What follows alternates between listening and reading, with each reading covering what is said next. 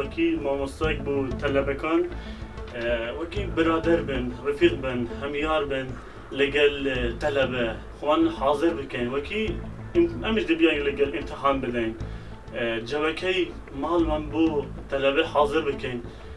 حاضر بکەین بۆ ئیمتحانێکی سەرکەوتووی هەبی یعنی ئیمتحانێکی باشتری سەرکەوتوو بی بێ مڕعاتی منداڵتان بکەن بە هەموو شێوەک پێتان بکرێتن مڕعاتی ئەو قوتابیانە بکەن لە لای دەرونیەوە لە لای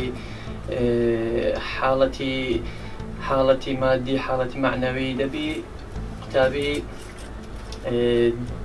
ئیشی خۆی و ئەرکی خۆی جێبەجێ بکرێتن لە هەموو لایەک پەیامی من بۆ قوتابیان لە کاتی ئیمتحاناتە ئەوەیەکەوە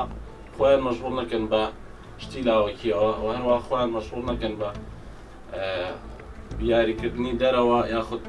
دەرچوون لە ماڵ ئەو یاخود چون بۆ پارک و شوێنێک شتێکان زیاتر مەشغوڵی وانەکانیان بن و تەرکیزیان لەسەر وانەکان بێن هەروەها بۆ دایکان و باوکانی قوتابیان ئەوەیە پێیانکەوە جەوێکی ژنگێکی تەواو لەباریان بۆ بڕەخستێنن چ لە ڕووی ژووری خوێندن چ لە ڕووی پێداویستی خوێندن و چ لە ڕووی دابینکردنی خواردن